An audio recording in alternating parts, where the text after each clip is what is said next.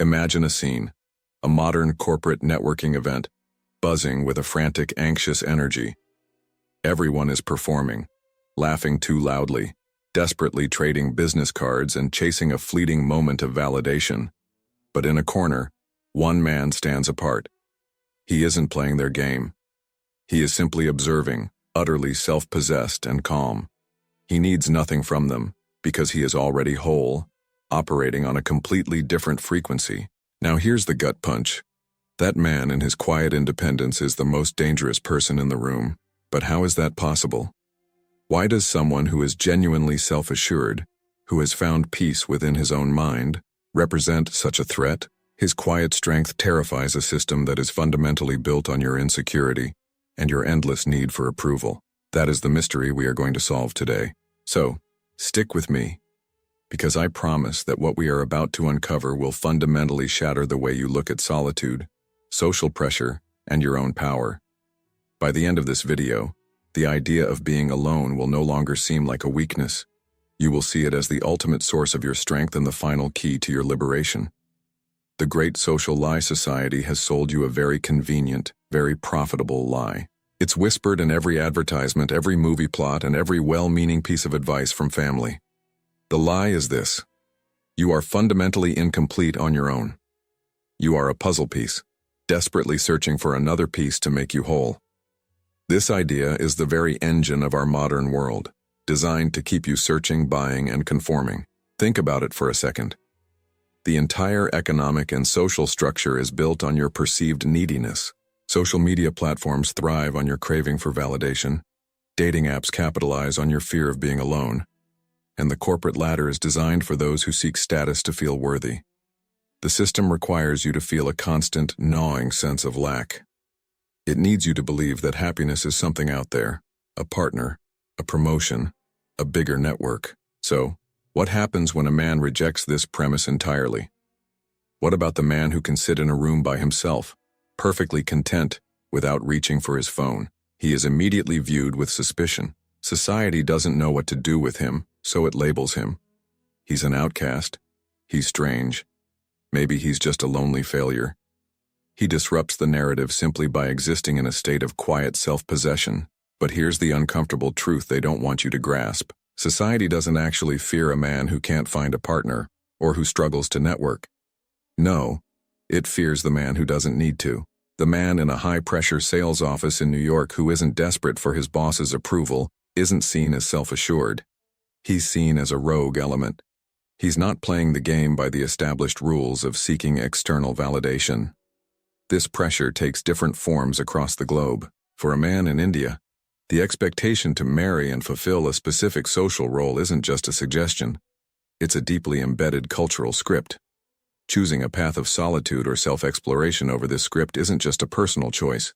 It's perceived as a rebellious act against tradition and family honor. He's not just choosing to be alone.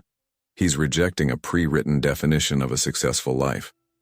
This man has done something truly revolutionary. He has unplugged from the core assumption that keeps the entire system humming along. He's not a consumer of validation, so he can't be easily controlled by its supply.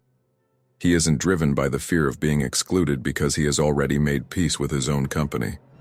This self-sufficiency makes him dangerously, thrillingly unpredictable. He's a ghost in the machine, an equation they can't solve. When you don't need what they're selling, be it a product, an ideology, or a lifestyle, you become immune to their influence. You stop being a predictable data point and start becoming a true individual. This is the source of the fear he inspires. He has broken the spell, and his freedom is a silent testament to the cage everyone else is in. But this realization isn't some new age pop psychology. It's an ancient truth, a dangerous secret understood by some of the most powerful thinkers in history who faced this very same struggle. They knew that to defy the tribe, one first had to build an unbreachable fortress within the mind. So how did they forge this philosophical armor? Forging your philosophical armor. This dangerous truth about solitude isn't some fleeting modern trend. It's an ancient secret, a key to power understood by history's most formidable minds. We're talking about two men, separated by centuries but united by this profound insight. The Roman Emperor Marcus Aurelius and the philosopher Friedrich Nietzsche. They lived in wildly different worlds, yet both arrived at the exact same conclusion about where true strength is forged. It's not on the battlefield or in the public square, but in the silent citadel of the self. Marcus Aurelius, arguably the most powerful man of his time, held the fate of the known world in his hands. Yet his private writings reveal a man obsessed not with commanding others but with commanding himself. He famously wrote, "All cruelty springs from weakness," recognizing that the tyrant and the bully act not from a place of strength, but from a desperate, gnawing insecurity. He knew that real power wasn't found in his legions but in his ability to master his own mind through quiet reflection. Centuries later, Friedrich Nietzsche, a man with no army and no empire, declared war on a different kind of tyranny, the tyranny of the herd. He warned, the individual has always had to struggle not to be overwhelmed by the tribe. He saw that society, in its relentless push for conformity, actively works to domesticate the human spirit. It rewards obedience and punishes dissent, creating a population of people who are afraid to think for themselves, let alone live by their own values. This isn't just abstract philosophy, it's a diagnosis of our modern condition. Think of the pressure in a corporate environment in the UK or Canada to agree with a bad idea in a meeting just to maintain team harmony. That's the tribe at work.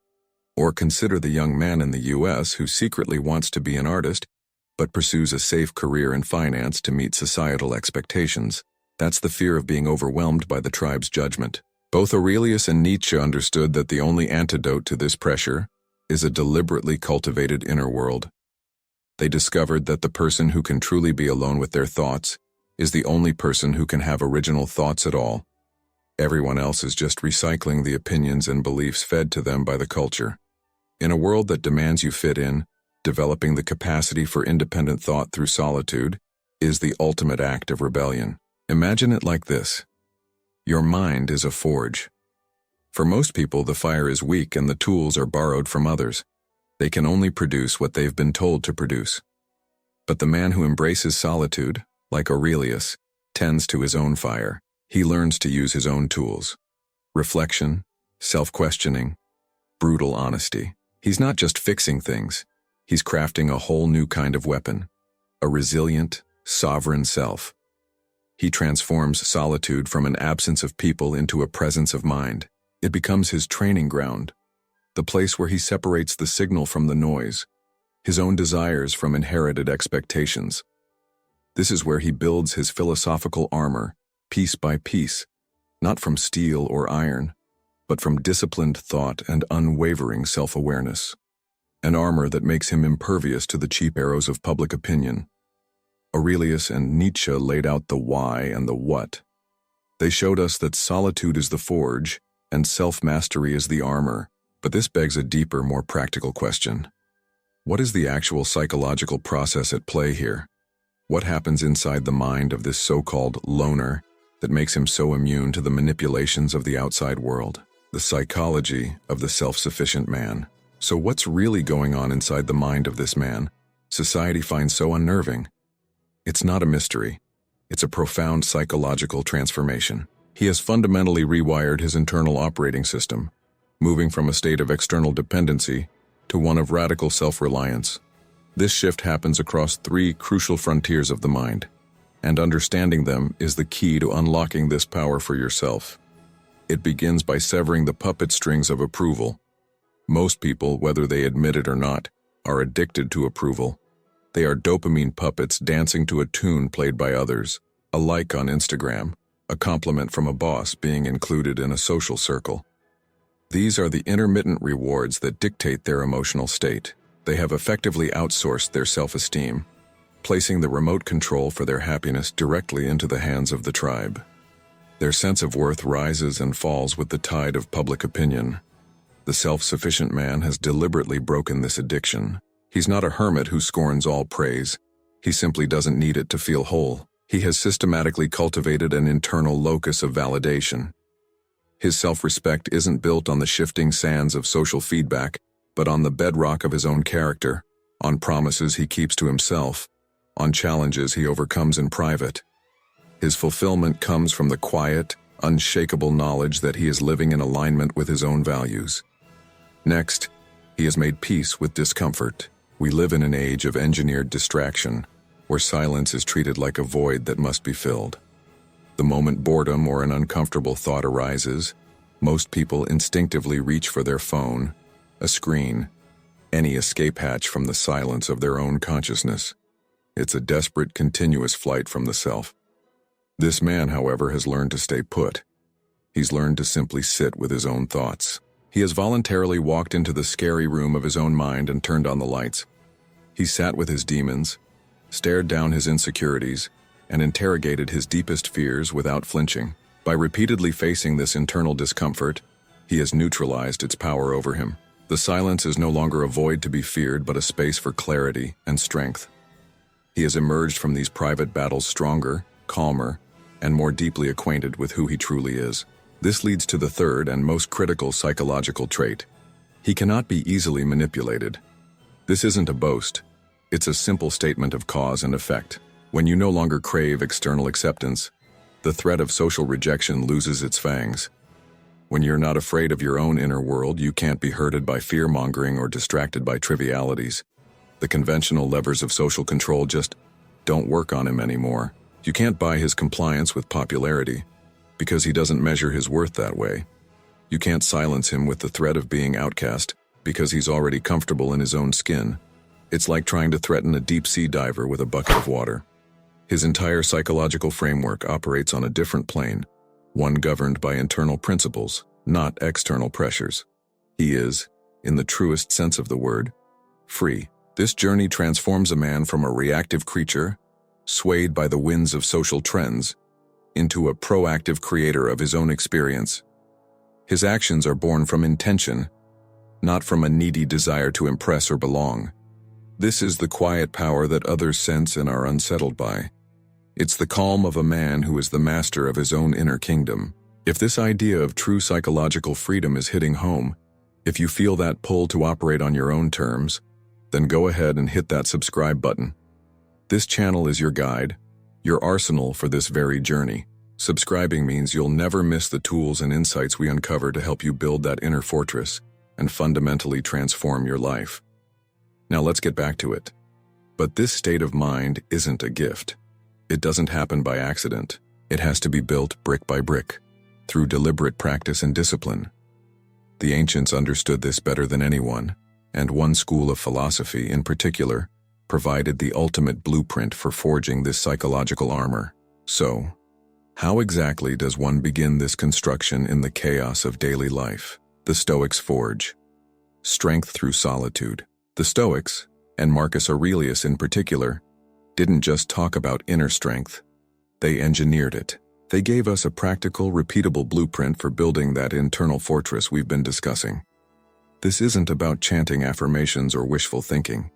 It's a rigorous form of psychological training designed to forge an unshakable core. The master tool in this Stoic forge is what Aurelius practiced every single night, a ruthless self-examination. Every evening, after dealing with the immense pressures of the Roman Empire, he would retreat into solitude and put his own mind on trial. He practiced what he called the discipline of desire, asking himself brutally honest questions. What did I crave today that I didn't truly need? What did I fear that was ultimately outside of my control? Where did I let my tranquility be disturbed by things that are utterly indifferent to my opinion? This wasn't just idle journaling. It was active psychological warfare against his own weaknesses. Think about this in your own life. You had a stressful day at your corporate job in America. You can apply this tonight. Ask yourself, was the anger I felt when my project was criticized a rational response? Or was it simply my ego reacting to a perceived slight? Was the anxiety I felt about next quarter's targets productive? Or did I sacrifice my present peace for a future I can't command? This nightly audit of the soul serves a powerful purpose. It forces you to untangle your own motivations. Most people move through life on autopilot, driven by impulses and emotions they've never bothered to question. The Stoic practitioner, however, becomes a detective of his own mind. He investigates his desires, interrogates his fears, and cross-examines his judgments until he exposes the root cause of his inner turmoil. Once you begin this process, a profound shift occurs. The shallow games that other people play become utterly transparent. You start to recognize the exact same patterns of ego, fear, and desire in them that you have so rigorously examined in yourself. A manager's passive-aggressive comment is no longer just an insult. You see it for what it is, a mask for their own insecurity. A friend's boast isn't just annoying, it's a clear signal of their deep-seated need for validation. Imagine your mind as a piece of raw iron. Every time you consciously choose reason over panicked reaction, every time you let go of a desire for something outside your control, it's a hammer blow in the forge. You are burning away the impurities of neediness and fear. You are hammering out the weaknesses, shaping your own consciousness into something deliberate, resilient, and incredibly strong. You are building your own armor. The man who emerges from this forge doesn't get rattled easily. He's not emotionless, far from it. But his emotions are no longer his masters. He has learned to create a space between a trigger and his response. The attempts by others to manipulate him through guilt, shame, or social pressure become ineffective, almost laughable. Their games are built for players, and he has chosen to become the game master of his own mind. The Stoic path offers a powerful shield, a way to stand firm and maintain your peace in a chaotic world. It teaches you how to master yourself, so you cannot be mastered by others. But what if simply defending your inner peace isn't the final goal? What if the ultimate expression of power isn't just to withstand the world's values, but to create your very own? One philosopher dared to ask that very question, the Nietzschean challenge, creating your own values. Nietzsche took the Stoics' shield of inner peace and posed a radical, world-shattering question. What for? He argued that the ultimate form of power wasn't just to passively endure the world as it is, but to actively create your own world by forging your own values. This is where the independent man moves from being a fortress of defense to an agent of creation. This is where he becomes truly dangerous to the established order. Think about the moral code you live by. Your ideas of good and bad, success and failure. Did you consciously choose them after careful reasoning? Or were they, for the most part, handed to you? Most people are walking around with a set of values they inherited from their parents, their culture, their society. They are, in a very real sense, living out someone else's life, following a moral script they never auditioned for. For instance, a man in India might feel an immense internal pressure to enter a specific profession like engineering or medicine, because that is the culturally approved definition of success. He may follow that path his entire life without ever stopping to ask, is this what I value, or am I just fulfilling a role prescribed to me? That question is the beginning of the Nietzschean challenge. It's the first crack in the inherited programming. The same applies in the West. The idea that you must constantly be productive, that your worth is tied to your job title and your income, this is a powerful cultural value. But the man who embraces solitude starts to interrogate it. He asks, why do I believe a 60-hour work week makes me a better person? Who benefits from this belief? Does it lead to my genuine flourishing, or just my burnout? He stops being a passive recipient of values and becomes an active examiner of them. Once you start this process of questioning, you cease to be predictable. You are no longer a cog that fits neatly into the social machine. You stop being a good little consumer chasing the next prescribed desire. You stop being a compliant citizen who unquestioningly accepts the official narrative. You begin the terrifying and exhilarating process of becoming the author of your own moral code. This is the very essence of what Nietzsche called the Übermensch or Overman. Not a tyrant who dominates others, but a creator who overcomes himself and the herd mentality. He breaks the tablets of old values not out of malice, but because he has the courage to carve new ones. He decides for himself what has meaning and what is trivial. This is the ultimate rebellion against the tribe. Imagine you've been given a map at birth, with all the correct roads and destinations pre-marked by others. Most people spend their lives dutifully following this map. The man who creates his own values looks at the map, thanks it for the information, then crumples it up and starts drawing his own, based on his own explorations and his own chosen destination. He becomes a cartographer of his own soul. But this profound act of self-authorship, this dangerous level of freedom, isn't born from thin air. It requires a solid foundation. It's built upon a set of core disciplines that allow a man to stand firm while he dismantles the old world and builds his new one. This dangerous solitude rests on 4 foundational pillars. So, what are they? And how do they work together to create this sovereign individual? The 4 pillars of dangerous solitude. This state of dangerous solitude isn't some mystical fog that descends upon a man. It is a structure, an architecture of the soul that is deliberately built and maintained. It stands upon 4 immensely powerful pillars. These are the load-bearing walls of a sovereign mind, and mastering them is what separates the man who is merely lonely from the one who is powerfully alone. The first and most foundational pillar is radical self-honesty. This is the bedrock. It is the non-negotiable commitment to stop lying to yourself. It's the ability to look your own motivations, fears, and desires straight in the eye without flinching or inventing convenient excuses. The man practicing this admits to himself, "I am not staying in this job out of loyalty. I am staying out of a deep-seated fear of failure." This brutal honesty is the cleansing fire that burns away all self-deception, making true growth possible. The second pillar, built directly upon the first, is value independence.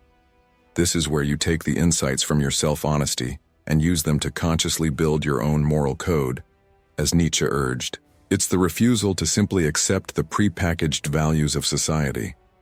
You decide what success means to you. You define what a good life looks like for you, based on your own reason and experience, not on tradition or social pressure. A man living in a hyper-consumerist culture in the United States might, for example, build a value of voluntary simplicity. While everyone around him is chasing the next car or bigger house, he independently chooses to value freedom of time and experience over material possessions. This isn't a judgment on others. It's a conscious, personal declaration of what holds ultimate worth for him. He is living by his own internal compass. The third pillar is emotional self-sufficiency. This is the practical result of the Stoics' forge. It is the ability to become your own source of strength, comfort, and validation. You learn to soothe your own anxieties instead of immediately seeking distraction. You learn to validate your own efforts instead of desperately fishing for praise. You stop looking for a person or a relationship to complete you because you are already whole on your own. This pillar revolutionizes how you connect with others. You no longer engage with people from a place of neediness or lack. Your relationships, be they romantic or platonic, become a matter of choice, not desperation. They are a meeting of 2 complete individuals, not 2 fragmented halves trying to patch their holes. This frees you entirely from the grip of emotional manipulation and need-based attachment. The fourth and final pillar is intellectual courage. This is the outward expression of the first 3. It is the strength to not only think differently from the tribe, but to stand by your conclusions, especially when they are unpopular. It's the willingness to question sacred beliefs, to challenge flawed consensus, and to speak uncomfortable truths, even when you know there will be a social cost. It is the mark of a truly free thinker. These 4 pillars, radical self-honesty, value independence, emotional self-sufficiency, and intellectual courage, are the architecture of a free mind. Together, they transform solitude from a state of painful lack into a state of profound wholeness and power. But embarking on this path of construction is an act of rebellion, and society rarely celebrates its rebels. So, what is the true price of this freedom? And what is the stunning paradox that awaits the man who is brave enough to pay it? The price and paradox of freedom. Choosing this path of the independent mind is not a simple life hack. It's a fundamental break with the way most of the world operates, and you must be clear-eyed about the cost. There is a price for this kind of freedom, and it's paid up front. The rewards are immense, but the journey there requires you to walk through a period of profound isolation and misunderstanding. Society does not throw a parade for the man who escapes its cage. First, you will be misunderstood. People who are still deeply embedded in the system of external validation will not have a frame of reference for your choices. They will project their own fears and values onto you, labeling you as arrogant, aloof, antisocial, or just plain weird. Your contentment with your own company will look like sadness to them. Your self-possession will be misinterpreted as conceit. You must be prepared for this and not let it deter you. Second, many of your existing relationships will crumble. This is a painful but necessary part of the process. Any connection in your life that was built on a foundation of your neediness, your desire for approval, your fear of being alone, cannot survive your transformation. The friends who only bonded with you over shared complaints or insecurities will fade away. You will shed the relationships that were quietly holding you back. You will face a constant, subtle pressure to conform, to just lighten up and rejoin the herd. This pressure will come from family, from colleagues, from the culture at large. There's a seductive comfort in the familiar rhythms of social validation, and there will be moments of doubt where returning to that world seems easier. But you must remember the price of that conformity. It is your authenticity, your potential, your very soul. But then, after the price has been paid, a beautiful and powerful paradox unfolds. The man who truly masters his solitude, the one who genuinely does not need the approval or company of others to feel whole, becomes magnetically attractive to them. It is one of the great ironies of human social dynamics. Your demonstrated lack of neediness becomes the most desirable quality you possess. Why does this happen? Because true strength is the rarest commodity in the world. In a sea of anxious, needy people trying to extract value from one another, the self-possessed man stands out like a lighthouse. His inner peace, his quiet confidence, his unwavering authenticity, these are the qualities that people are desperately seeking in themselves. They are not drawn to your aloneness. They are drawn to the strength you forged there. As a result, the entire nature of your relationships transforms. They are no longer based on need, but on choice. Friendships become deeper and more meaningful because they're built on a foundation of shared values and mutual respect. Your work becomes more impactful because you are driven by a genuine purpose, not just a desire for a title or a paycheck. You attract people who are drawn to your strength, not your utility.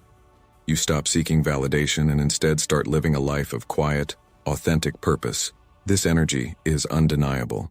The right people, the right opportunities, and the right circumstances begin to gravitate toward you, not because you are chasing them, but because they are drawn to the power of who you have become. You paid the price of freedom, and the universe rewards you with a life of meaning that most people can only dream of. We've journeyed through a difficult and perhaps unsettling truth today. We've exposed the great social lie that you are incomplete. We've explored the Stoic forge where you can build your inner fortress, and we've faced the Nietzschean challenge to become the author of your own values. We have laid out the 4 pillars: radical self-honesty, value independence, emotional self-sufficiency, and intellectual courage, that form the very architecture of a free and sovereign mind. The path of the independent man is not one of misanthropy or bitterness. It is not about rejecting the world, but about refusing to be consumed by it. It's about learning to engage with life from a position of wholeness, not lack. The paradox, as we've seen, is that by cultivating the strength to be alone, you finally become capable of forming the most authentic and meaningful connections based on choice, not on need. The information is now yours. The blueprint has been laid out, but knowledge without action is meaningless. You stand at a crossroads. One path leads back to the familiar comfort of the herd, living by a script written for you, your peace dependent on the whims of others. The other path is steeper, more demanding, and at times lonelier, but it is the only path that leads to the summit of your own potential, to a life of authentic power. The choice, as always, is yours. If you are ready to walk this path, if what we've discussed today has struck a chord deep within you, then join this tribe of individuals who are committed to this journey. Hit that subscribe button and be sure to turn on all notifications. Doing so means you are making a commitment to yourself, ensuring you'll never miss the tools and insights needed to build a life on your own terms. To take it a step further, comment "I'm breaking free" down below to declare your intention and join a community of others who are on the same path. You are not alone in this desire for freedom. Now go forward and build your fortress. Let the world be puzzled by your peace and frightened by your freedom. It is the greatest compliment they can pay you.